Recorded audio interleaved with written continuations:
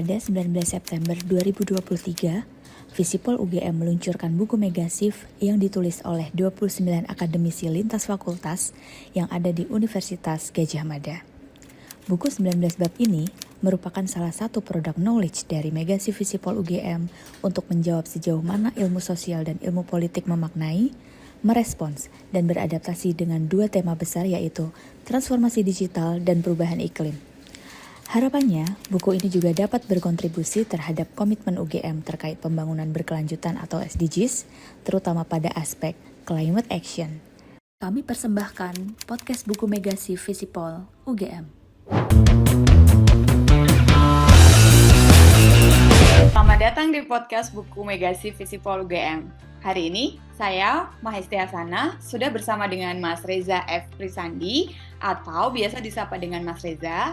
Dan di episode kali ini, kita akan membedah dan membahas bersama mengenai topik yang beliau tulis di buku Megasif. Buku Megasif ini merupakan salah satu produk knowledge dari Megasif Visipol UGM, yang merupakan inisiasi Visipol untuk merespon berbagai isu terkait disrupsi yang terjadi di Indonesia. Nah, langsung saja kita masuk ke topik yang ditulis oleh Mas Reza. Tapi sebelumnya mungkin saya disclaimer dulu kalau sebenarnya topik ini ditulis dengan Mbak Marwa ya Mas ya. Mungkin nanti Mas Reza bisa konfirmasi. Judulnya adalah Perdagangan Karbon dalam Kerangka Megasif Perubahan Iklim. Halo Mas Reza, gimana kabarnya? Halo Mbak Mahesti, apa kabar? Baik, alhamdulillah baik. Mudah-mudahan baik juga.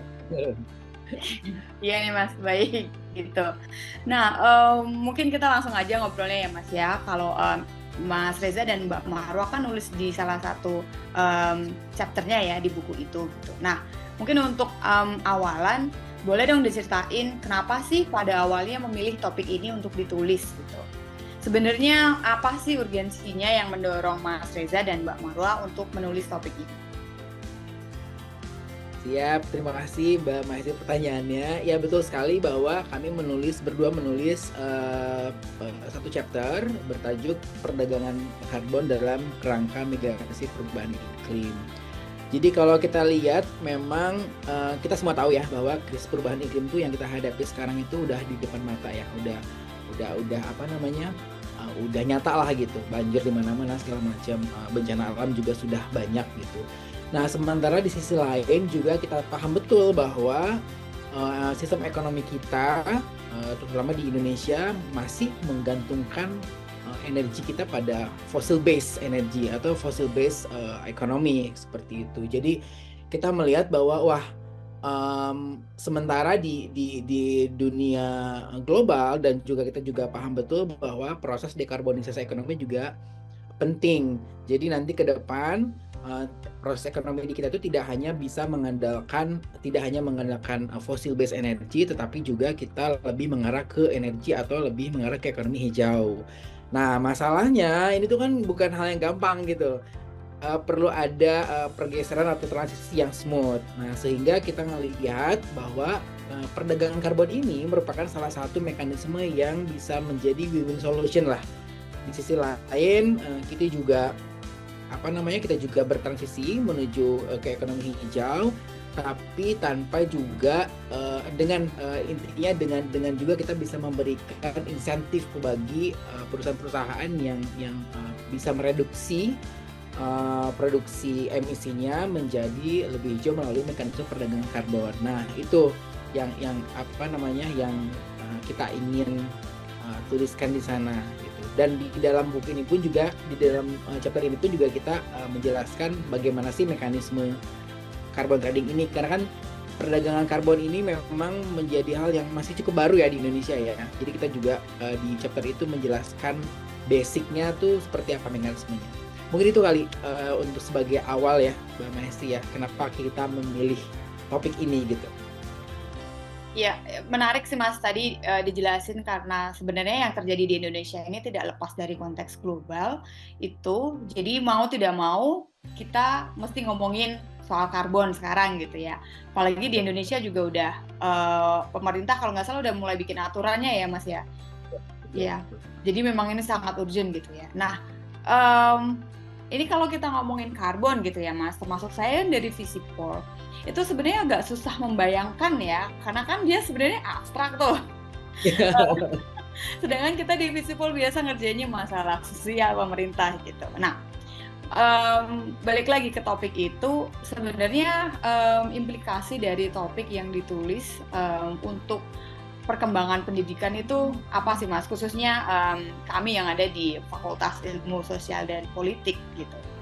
Gimana sih hubungannya? Ya terasanya agak jauh ya. Jadi Betul memang sekali. betul. Tapi sebetulnya kalau kita lihat kan ilmu-ilmu kita itu kan pasti akan sangat berkaitan satu sama lain ya, indirectly kayak gitu. Nah kalau kita kaitkan dengan apa namanya transisi menuju ekonomi hijau, itu sebetulnya chapter ini atau proses perdagangan karbon ini memberikan gambaran pada kita bahwa kita tuh sebetulnya perlu segera bergerak dan bertransisi menuju ekonomi hijau, gitu ya, karena dunia pun juga sekarang dunia global sudah beralih ke dunia yang misalnya ekonomi hijau gitu. Kita bertransisi semuanya ke net zero emission. Bahkan kita pun juga punya komitmen di Paris Agreement, di NDC, apa namanya, di NDC melalui NDC dari Paris Agreement yang kita juga sudah dapat menentukan gitu. Dan dengan berbagai mekanisme termasuk perdagangan karbon ini, ke depan memang perlahan akan mengubah bagaimana government ini bisa melakukan perubahan-perubahan kebijakan kayak gitu. Nanti dari global kemudian turun ke komitmen yang harus kita lakukan, kemudian pasti akan turun juga ke kebijakan-kebijakan yang harus dilakukan oleh pemerintah gitu. Termasuk juga itu akan berpengaruh besar kepada preferensi market yang juga akan berubah, dunia bisnis dan juga lain-lain. Sehingga ini harus ditangkap juga oleh dunia pendidikan gitu. Jadi untuk menyesuaikan the way the design of the education needs to support dunia pekerjaan nanti gitu, kan nanti akan kedepannya kan dunia ini akan mengarah ke transisi menuju energi hijau gitu, sehingga kebijakan berubah, kemudian dunia bisnis berubah, otomatis dunia pendidikan juga harus mengikuti bagaimana mereka bisa mendesain sistem pendidikan yang memang sesuai dengan kebutuhan dan up to date ya. Up to date-nya apa? Up to date-nya adalah kita mengarah ke transisi hijau gitu. Ya salah satunya melalui perdagangan karbon tadi. Itu mungkin kalau boleh saya bisa menggambarkan. Indirectly ya. Indirectly. Tapi kalau dari penjelasan Mas Reza tadi, sebenarnya itu directly related sama Visipol ya, karena tadi kan ngomongin soal kebijakan gitu, dan pada akhirnya kalau kita up to date dengan apa yang dilakukan pemerintah, paling nggak skill ataupun kemampuan analisis yang diberikan di kampus itu juga mengikuti gitu ya Mas ya. Jadi itu. Betul, karena kan ya kalau kita bicara mengenai dunia global kan pasti berhubungan dengan dunia politik, geopolitik, strategi, bagaimana kita bisa bernegosiasi dengan negara lain juga gitu, bagaimana win-win solution-nya, bagaimana misalnya hubungan utara dan selatan juga dalam kerangka ekonomi hijau juga perlu dilakukan gitu. Ini perlu banget campur tangan lah kasarnya ya, campur tangan ilmu-ilmu sosial dan politik untuk handle ini gitu. Oke, itu poinnya penting banget sih Mas. Berarti itu nggak cuma urusan teman-teman yang di teknik, tapi juga Visipol, we need to stand up soal karbon gitu. Yes, betul. Oke, mungkin ini pertanyaan untuk merefleksikan gitu ya Mas ya. Nah, kita kan tahu ini ibaratnya sedang ada disrupsi di level global dan juga nasional gitu ya. Tidak hanya di disrupsi kan terjadi di level digital tapi juga di level perubahan iklim gitu. Nah, dengan konteks disrupsi yang ada dari berbagai macam ini gitu ya, kira-kira kalau dari Mas Reza, apa sih rekomendasi kebijakan yang bisa dilakukan untuk menangkap adanya disrupsi tadi gitu? Ya, memang disrupsi ini akan terjadi ke berbagai bidang ya, yang sudah tadi saya sampaikan, termasuk juga ke kebijakan yang perlu dilakukan oleh pemerintah. Nah, masalah utamanya adalah implementasi atas energi ekonomi atau misalnya energi hijau ini adalah kebutuhan akan adanya koordinasi antar lembaga gitu. Karena karena walau gimana pun juga ya sebetulnya tidak hanya di isu ini ya, koordinasi antar lembaga itu perlu dilakukan di berbagai lini sebetulnya. Tapi ini yang perlu perlu diperhatikan, bahwa untuk menciptakan atau bertransisi menuju net zero emission itu kita perlu adanya sebuah koordinasi antar lembaga yang baik gitu, sehingga tercipta harmonisasi kebijakan, terus kemudian juga harmonisasi kebijakan tercipta, kemudian juga program-program kerja yang sesuai dengan target dengan NDC juga kita bisa penuhi gitu, sehingga juga nanti ke depan akan ada kepastian kebijakan bagi pelaku usaha sendiri gitu di bidang ekonomi dan juga di bidang lainnya gitu. Jadi kalau saya sih boleh rekomendasikan green economy ini atau menuju net zero economy itu memang harus mau nggak mau harus dilakukan dengan kerja bersama antar lembaga kementerian, lembaga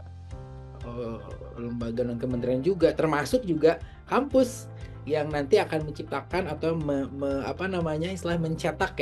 akan mencetak insan-insan yang ini juga nanti akan menjadi pelaku sendiri di masa depan seperti itu. Jadi itu sih koordinasi in every single of institution, itu yang paling penting menurut hemat saya. Aku setuju sih Mas. Ini karena perubahan iklim itu kan penyebabnya banyak gitu ya. Jadi scope-nya itu juga kayaknya kita harus kerja bersama kayak gitu. Nah, ini mungkin penutup Mas, kalau dari Mas Reza sendiri gitu ya, kira-kira ini kan pemerintah udah mulai bikin peraturan perundangan dan kayaknya udah mulai launching gitu ya, melihat soal isu soal perdagangan karbon di Indonesia ini kayak gimana sih ke depannya? Ya, betul sekali bahwa kalau nggak salah itu di akhir tahun lalu ya, kita juga sudah launching pemerintah Indonesia melalui OJK tentunya sudah selaku regulator juga sudah melaunching bursa karbon juga. Ini menjadi salah satu akselerator perdagangan karbon. Nah, kalau menurut hemat saya ke depan perdagangan karbon ini akan menjadi salah satu tools yang cukup efektif untuk bisa support target pemerintah, untuk support pemenuhan target pemerintah ya dalam NDC di Paris Agreement gitu. Jadi ke depan ini perlu terus digalakkan. Peraturan juga, teknis peraturannya juga perlu semakin disempurnakan tentunya.